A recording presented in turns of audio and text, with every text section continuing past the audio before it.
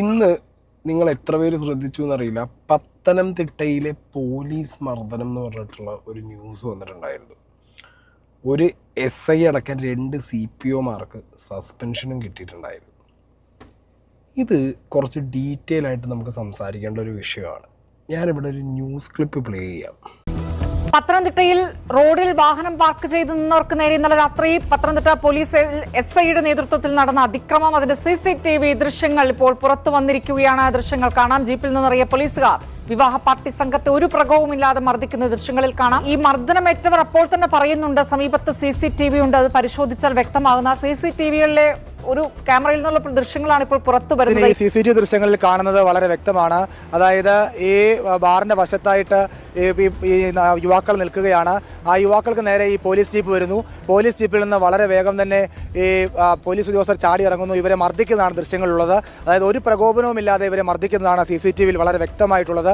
അതായത് തുടക്കം മുതൽ തന്നെ മർദ്ദനമേറ്റവർ പറയുന്ന ഒരു ആരോപണം, പോലീസ് ഒരു പ്രകോപനമില്ലാതെ തങ്ങൾക്ക് നേരെ പാഞ്ഞെടുത്ത് മർദ്ദിക്കുകയായിരുന്നു എന്നുള്ളതാണ്. അത് CCTVയിൽ വളരെ വ്യക്തമാണ്. കാരണം ഈ പത്തനംതിട്ട സ്റ്റേഷനിലേക്ക് ഒരുപക്ഷെ ബാറിൽ നിന്ന് ചിലർ പ്രശ്നമുണ്ടാക്കിയെന്ന് പറഞ്ഞ് ഫോൺ കോൾ വന്നിരിക്കാം.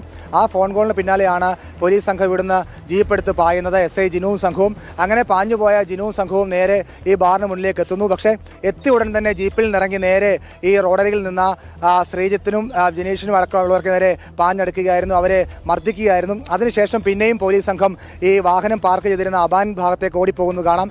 അവിടെ എത്തി ട്രാവലറിൻ്റെ അരികിൽ നിന്നവരെയും അടിക്കാൻ ശ്രമിക്കുന്നു. അങ്ങനെയാണ് ഈ സിത്താരയ്ക്ക് വീണ് പരിക്കേൽക്കുന്നത്.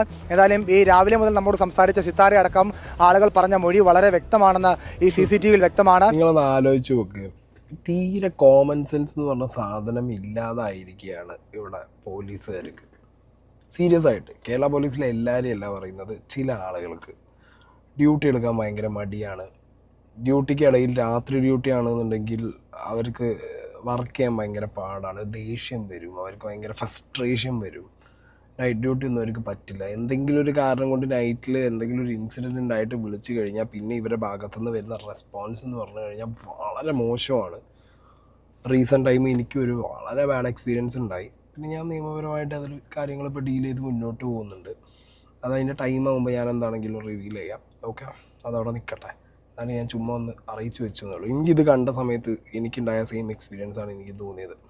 അതായത് രാത്രി സമയത്ത് കള്ളനും കൊള്ളക്കാരനും സ്വർണ്ണക്കടത്തുകാരനും മറ്റേ വ്യാജ സ്പിരിറ്റുകാരനും മയക്കുമരുന്നുകാരും ഒക്കെ ഇവർ തുറന്നഴിച്ചു വിടും, ഒരു വിഷയവുമില്ല. ഇതേപോലെ ഫാമിലി ആയിട്ട് പോകുന്നതോ അല്ലാന്നുണ്ടെങ്കിൽ എവിടെയെങ്കിലും ഒരു പ്രോഗ്രാം കഴിഞ്ഞ് വരുന്ന ആളുകളെയോ കണ്ടു കഴിഞ്ഞാൽ ഇവർക്ക് ഭയങ്കര ചൊറിച്ചിലാണ് ചില പോലീസുകാർക്ക്. കാരണം എന്താ പറയുക, ഞങ്ങളൊക്കെ ഇവിടെ ഡ്യൂട്ടി നോക്കി രാത്രി ഇങ്ങനെ ഉറക്കമൊഴിച്ച് നിൽക്കുമ്പോൾ നിങ്ങളൊക്കെ നിങ്ങളുടെ ആക്ടിവിറ്റിയും കഴിഞ്ഞ് നിങ്ങളുടെയൊക്കെ സന്തോഷവും കഴിഞ്ഞ് വരികയാണ്, നമ്മൾ പിന്നെ എന്തിനാ? കള്ളനെയും കഞ്ചാവ് കച്ചവടം നടത്തുന്നതിനെയും ലഹരി മാഫിയനെയും സ്വർണ്ണ മാഫിയനെയും കണ്ടാൽ സല്യൂട്ട് അടിച്ച് നിൽക്കും ചില ഏമാന്മാർ. ഇതേപോലെ വീട്ടുകാരെയോ അല്ലാന്നുണ്ടെങ്കിൽ നാട്ടുകാരെയോ കണ്ടു കഴിഞ്ഞാൽ പിന്നെ വൻ ഷോയാണ്. പറ്റില്ല എന്നുണ്ടെങ്കിൽ പിന്നെ ഈ പണിക്ക് നിൽക്കാൻ പാടില്ല, മനസ്സിലായോ? പിന്നെ കുറേ എണ്ണത്തിന് ഭയങ്കര ഈഗോ അറഗൻസാണ് കുറേ എണ്ണത്തിന്. രാത്രി കാലങ്ങളിൽ ആളുകൾക്ക് പുറത്തിറങ്ങാൻ പാടില്ല എന്നുള്ളൊരു നിയമം ഈ നാട്ടിലുണ്ടോ? എനിക്കറിയാൻ പാടില്ലാണ്ട് ചോദിക്കുകയാണ്. നമ്മളെ മന്ത്രിമാരൊക്കെ കൊട്ടിഘോഷിച്ച് പറയുന്നത് കേട്ടു നൈറ്റ് ലൈഫ്. അതും പത്തനംതിട്ടയിലെ ഈ സംഭവം നടന്ന ജംഗ്ഷൻ എന്ന് പറഞ്ഞു കഴിഞ്ഞാൽ 24/7 ബിസി ആയിട്ടുള്ളൊരു ജംഗ്ഷനാണ്. പിന്നെ ബാറിൽ നിന്നൊരു കോള് വന്നു, അവിടെ അടിപിടി നടക്കുന്നു എന്ന് പറഞ്ഞ് ഓടി വന്ന പോലീസുകാർക്ക് ഈ പെണ്ണുങ്ങളും കുട്ടികളും അടക്കമുള്ള ഒരു ഗ്രൂപ്പിനെ കണ്ടാൽ തിരിച്ചറിയാനുള്ള ബുദ്ധിയും ബോധമൊന്നുമില്ല ഇവന്മാർക്ക്. ആദ്യം ഒരു പോലീസുകാർക്ക് വേണ്ടതെന്ന് പറഞ്ഞാൽ ഇൻസ്റ്റിങ്ക്റ്റാണ്. കണ്ടു കഴിഞ്ഞാൽ അല്ലെങ്കിൽ ഒരു സിറ്റുവേഷൻ കണ്ടു കഴിഞ്ഞാൽ അതെന്താ എങ്ങനെയാണെന്നുള്ളത് നോർമൽ ഹ്യൂമൻ ബീങ്ങിനേക്കാൾ കൂടുതലായിട്ട് അസസ് ചെയ്യാനുള്ള കപ്പാസിറ്റി വേണം. അതിനാണ് ഇവർക്ക് എന്ത് കിട്ടുന്നത്? കറക്റ്റ് ട്രെയിനിങ്ങും കാര്യങ്ങളും കിട്ടുന്നത്. ഇതങ്ങനെയൊന്നുമില്ല. രാത്രിയാണോ നമ്മളെ ശല്യപ്പെടുത്താൻ, നമുക്ക് തലവേദന ഉണ്ടാക്കാൻ കുറേ ഇങ്ങോട്ട് ഇറങ്ങും എന്ന് പറഞ്ഞിട്ട് ആക്ഷൻ ഹീറോ ജിനുവും ടീമും കൂടി ഓടി ഇറങ്ങി സ്ത്രീകളും കുട്ടികളും അടക്കമുള്ള ആളുകളെ ലാത്തിയെടുത്ത് വീശി അടിച്ച്. ഇതേ പത്തനംതിട്ട ജംഗ്ഷനിൽ ആൻ്റണി MP പറയുന്നുണ്ട്, ഇത് ന്യൂസിൽ വന്നിട്ട്. ഞാനും അതിൻ്റെ ഇൻസ്റ്റാഗ്രാമിൽ സ്റ്റോറി ഇട്ടിരുന്നു. ആ വീഡിയോ പിന്നെ ഒന്ന് ഡിലീറ്റ് ആയി പോയില്ലെങ്കിൽ എനിക്ക് വെക്കാവുന്ന വീഡിയോനകത്ത് ഒരുത്തൻ മറ്റേ തച്ചോളി ഒതേനെ പോലെ രാത്രി വലിയ വടിയും വടിവാളൊക്കെ എടുത്ത് ഇങ്ങനെ വീശി നടക്കുന്നുണ്ടായിരുന്നു അത് കൂടി. പോലീസുകാർ കുറച്ച് ആൾക്കാർ, ആദ്യം ഞാൻ കണ്ട വീഡിയോയിൽ പോലീസുകാരില്ല, പിന്നെ നോക്കുമ്പോൾ 1-2 പോലീസുകാരിനെ അവിടെ വന്നിട്ട് ഇങ്ങനെ നോക്കിയിരിക്കുന്നു, മോനെ കുട്ടടാ പടാ മോനേന്ന് പറഞ്ഞിട്ട്. എന്ത് ഈ നാടിൻ്റെ പോക്ക് എങ്ങോട്ടാ എനിക്ക് മനസ്സിലാവുന്നില്ല. ക്രിമിനൽസിനെ അഴിച്ചു വിട്ടിരിക്കുക, സാധാരണക്കാരെ നെഞ്ചത്ത് കയറാനാണോ പോലീസ്? അവിടെ ഈ കഴിഞ്ഞ ആഴ്ചയില് അവിടെ അവിടുത്തെ ഒരു ഹോട്ടലിന്റെ ഫ്രണ്ടിൽ 1 മണിക്കൂർ നേരം ഒരു മദ്യം കഴിച്ച് കഞ്ചാവ് അടിച്ച ഒരാൾ നിന്ന് ബഹളം ഉണ്ടാക്കി നാട്ടുകാർ പോലീസ് സ്റ്റേഷൻ വിളിച്ചിട്ട് 1 മണിക്കൂർ നേരം ഒരു പോലീസും വരാതെ അതിലെ പാസ് ചെയ്തു പോയ അടൂർ ഡിവൈഎസ്പി സംഭവം കൊണ്ടുകൊണ്ട് നിർത്തി അയാളുടെ വണ്ടിയെ കയറ്റിക്കൊണ്ട് പോവുക ചെയ്തത്. ഇതാണ് അവിടുത്തെ നിയമപരിപാലനം. ഈ മയക്കുമരുന്ന് കച്ചവടക്കാർക്കും ഈ മാഫിയയ്ക്കും പരസ്യമായി സംരക്ഷണം നൽകുന്ന ഒരു പോലീസ് സംവിധാനം അവിടെ സാധാരണക്കാർക്ക് പാവപ്പെട്ടവർക്ക് ജീവിക്കാൻ പറ്റത്തില്ല. മോടെ കല്യാണമായിരുന്നു ഇന്നലെ. അപ്പൊ ഇന്ന് ചെറുക്കന്റെ വീട്ടിലേക്ക് ഞങ്ങൾ മറുപടി കാണാൻ പോയതാ, അടൂര്, കൊല്ലം. എന്നെ ഇറക്കി വിട്ടിട്ട് പോകാൻ വേണ്ടിട്ട് ഇവിടെ ചേട്ടൻ വരാൻ താമസിച്ചത് കൊണ്ട് ഞങ്ങളവിടെ വണ്ടിയിട്ട് അവിടെ വെയിറ്റ് ചെയ്യുന്നു. അപ്പൊ ഈ പിള്ളേര് കൊച്ചിന് മൂത്രം ഒഴിക്കണം എന്ന് പറഞ്ഞു അവിടെ അങ്ങോട്ട് പോയി. അവനവിടെ സൈഡിൽ ചേർന്ന് നിൽക്കുകയായിരുന്നു. ഇവര് വണ്ടിയിൽ നിന്ന് ഇറങ്ങി വന്ന് അന്നേരം അങ്ങ് അടിച്ച്. ഞങ്ങൾ ഫാമിലിയാണ്, ഫുൾ ഫാമിലി ആയിട്ടാണ് പോകുന്നത്.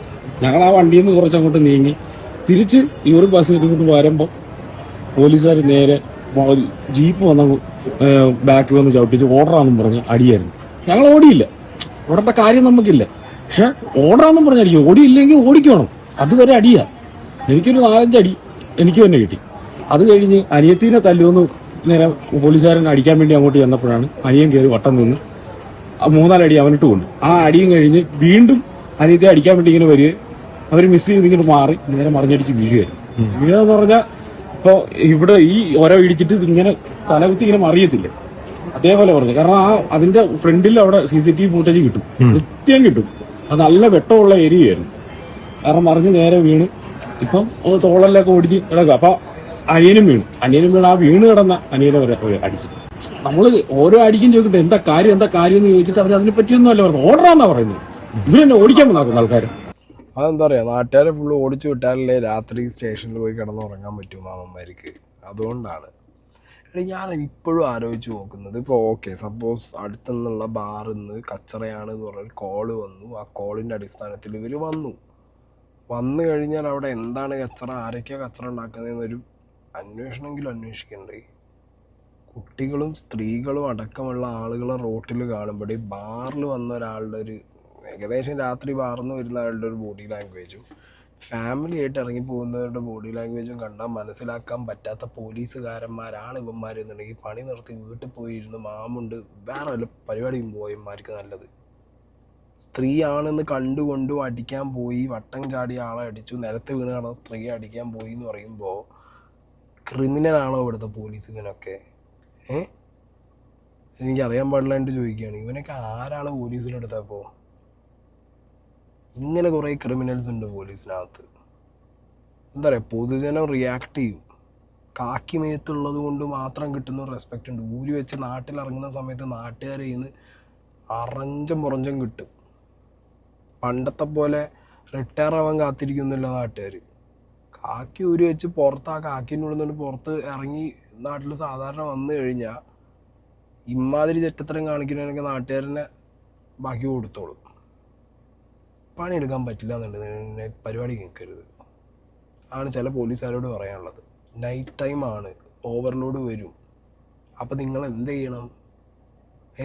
സർക്കാരിനോട് പറഞ്ഞിട്ട് എണ്ണം കൂട്ടാൻ പറയണം. ലിസ്റ്റ് ഒരുപാട് ഇറങ്ങിയിട്ടുണ്ടല്ലോ, എന്താ ആരെയും വിളിക്കാത്ത? ഉള്ള ആൾക്കാർക്ക് ഓവർലോഡ് കൊടുത്ത് പണിയെടുപ്പിക്കുകയല്ലേ ചെയ്യുന്നത്.